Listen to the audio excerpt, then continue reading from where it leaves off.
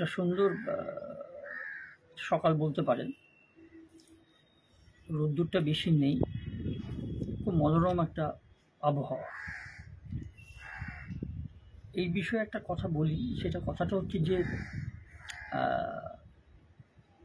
ধরুন কোনো একটা জায়গা বা কোনো একটা দোকান বা কোনো একটা প্রতিষ্ঠান যদি আপনার জানা, সেটা যদি আপনি 10 বছর বা 5 বছর, 15 বছর, 20 বছর বা ছোটোবেলা থেকে দেখে আসছেন, খুব রমরমা ছিল, জমজমাট ছিল, তারপর সেটা যদি কালের আবর্তনে হোক বা কোনো ঘটনার জন্য হোক,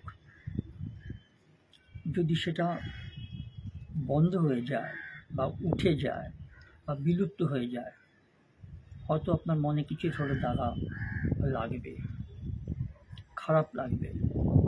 হয়তো সেদিকে যেতে আসতে বা কখনো কখনো হয়তো আপনার মনে পড়বে যে এই প্রতিষ্ঠানটা ছিল বা এই স্কুলটা ছিল বা এই দোকানটা ছিল, আজকে নেই, এককালে কত জমজমাট ছিল। এরকমই একটা জিনিস নিয়ে আমি আজকে বলবো। হঠাৎ মনে পড়লো যে এই যে প্রতিবেদনটা তৈরি করছি, তার থেকে বেশ কিছু বছর আগে, বছরই আগেই হবে,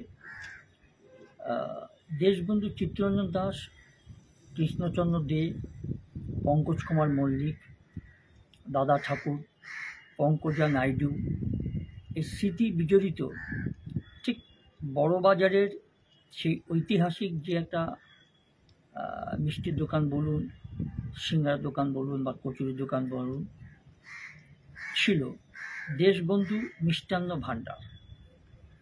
এই যে নামী লোকগুলোর কথা বললাম, ওরা এককালে এখানে এসেছেন এবং এখানকার তৈরি জিনিস তারা খেয়েছেন।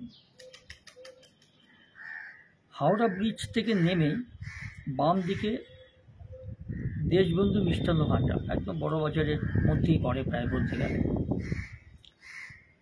এই দেশবন্ধু মিষ্টান্ন ভাণ্ডার হলুদ রঙের সেকেলের বাড়িটার একতলায় নীল রঙের সাইনবোর্ডে বড় বড় করে লেখা থাকতো দোকানের নাম। পথচারীরা তো বটেই, এমনকি বাস যাত্রীদের ও নজরে এড়ায়নি এই দোকানটা।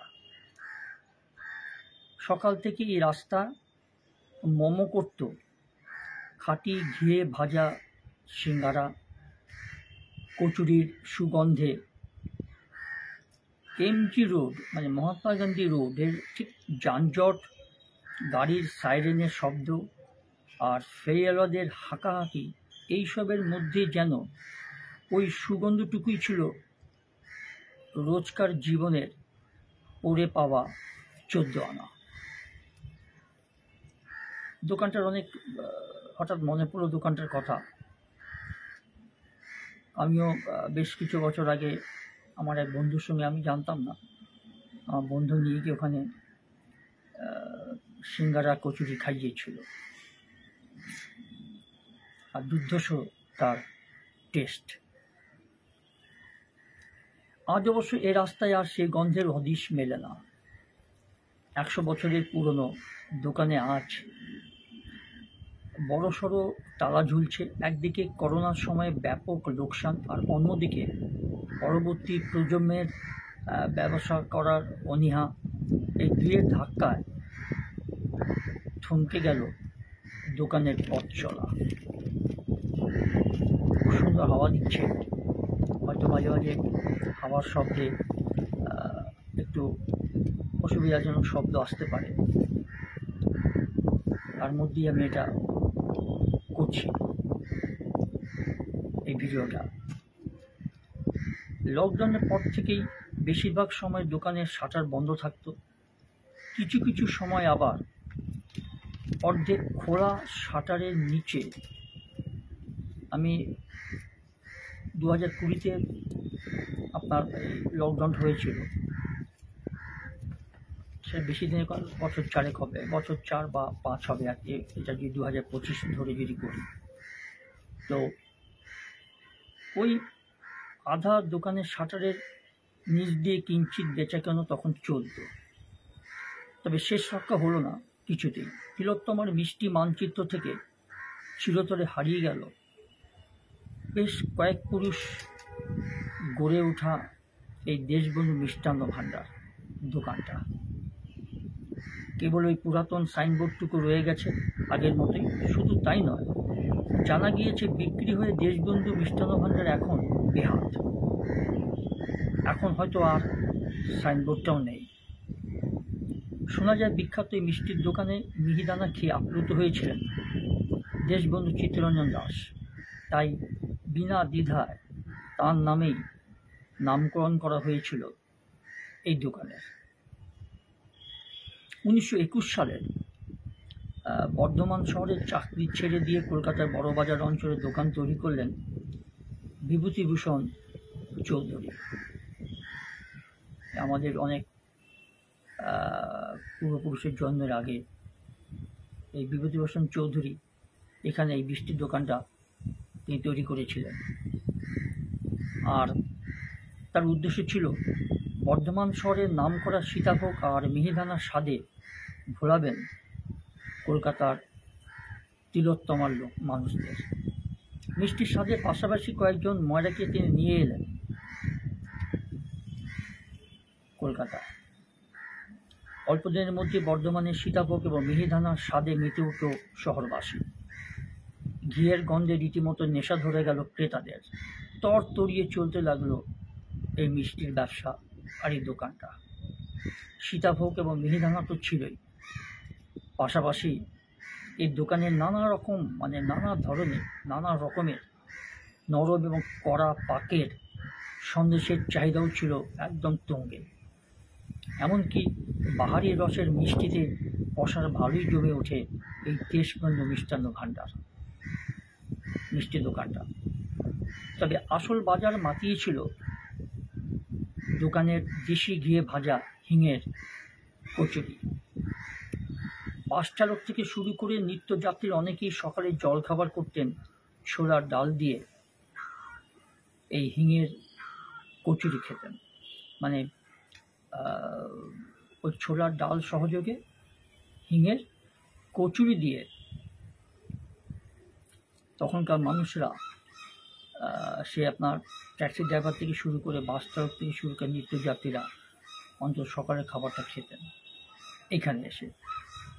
এই দোকানে একটা নিয়ম ছিল যাকে বলে ফেলো করি মাখতে। দোকানে ঢুকে মিষ্টি পছন্দ করে তাই সোজা চলে যেতে হতো কাউন্টারে। মিষ্টি পছন্দ করার পর কোন মিষ্টিটা খাওয়া হবে, তারপরে তার সঠিক দাম দেওয়ার জন্য চলে যেতে হতো কাউন্টারে। দোকানে একটা কাউন্টার ছিল, মালিক ওখানে বসতেন। আর সেখানেই টাঙানো থাকতো হলুদ রঙের একটা দাম লেখা, বিভিন্ন মিষ্টির দাম লেখা একটা বোর্ড, কাঠের বোর্ড। যদিও মিষ্টির নামের পাশের জায়গাটা বারবার কাগজ মেরে মেরে মোটা হয়ে গিয়েছিল মূল্যবৃদ্ধির বাজারে সঙ্গে তাল মিলিয়ে মিষ্টির দামটা বেড়েছিল। সেই জন্য এখন যেটা ধরুন তখন ছিল 5 টাকা, সেটা হয়তো 10 টাকা হলো। তখন সেই 5 টাকার উপরে কাগজ সাটিয়ে সেখানে 10 টাকা লিখতে হতো। এইভাবে ওই বোর্ডের মিষ্টির দামগুলোর জায়গাগুলো মোটা হয়ে গিয়েছিল। তবে পুরনো সাইনবোর্ড বদলে যায়নি কোনো দিনই। এখানে নির্দিষ্ট দাম দিয়ে কুপন কেটে সংগ্রহ করতে হতো পছন্দের মিষ্টি। দেশবন্ধু নামের আড়ালে রয়েছে এক কাহিনী। দোকানের মালিক বিভূতিভূষণ বাবুর ঘনিষ্ঠ বন্ধু ছিলেন দেশবন্ধু চিত্তরঞ্জন দাস। শোনা যায় বিখ্যাত এই মিষ্টির দোকানের মিহিদানা খেয়ে আপ্লুত হয়েছিলেন দেশবন্ধু চিত্তরঞ্জন দাস। তাই আর কোনো ভাবনা চিন্তা না করে দেশবন্ধুর নামে দোকানটির নামকরণ করেছিলেন এই বিভূতিভূষণ বাবু, এই দোকানের যিনি মালিক। তার সঙ্গে দেশবন্ধু চিত্তরঞ্জন দাসের একটা সখ্যতা হয়েছিল, তাই ওনার নামেই এই দোকানের প্রধান আদি মালিক, প্রতিষ্ঠাতা মালিক বিভূতিভূষণ বাবু এই দেশবন্ধু চিত্তরঞ্জনের নামেই এই দোকানটা নামকরণ করেছিলেন। আর কৃষ্ণচন্দ্র দে, পঙ্কজ কুমার মল্লিকের প্রসিদ্ধ এই যে গায়কেরা, বিখ্যাত কথা শিল্পী দাদা ঠাকুর, বিদ্রোহী পদ্মজা নাইডু এবং এই মিষ্টির দোকানে প্রতিদিনের খদ্দের ছিলেন। এরা এসে প্রায়ই এই দোকানে এসে মিষ্টি খেতেন, কচুরি, হিঙের কচুরি এবং সিঙ্গারা খেতেন। দোকানের শেষ ম্যানেজার,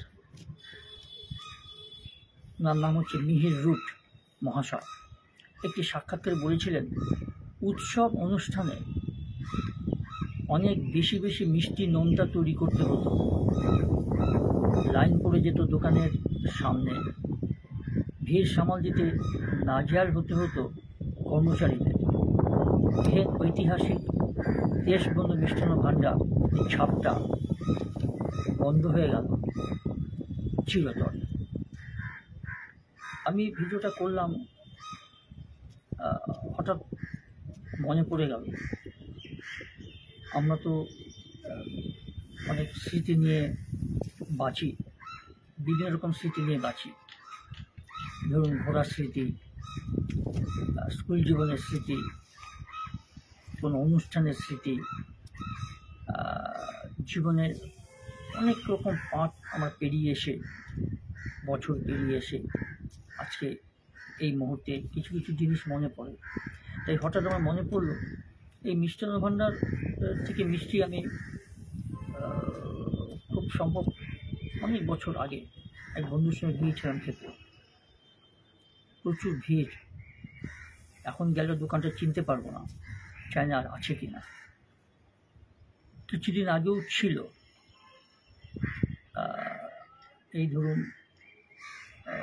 করোনার সময়, কিন্তু এখন নেই হয়তো। তাই শেয়ার করলাম আপনাদের সঙ্গে। ভালো থাকবেন, সুস্থ থাকবেন, আজ এইটুকু।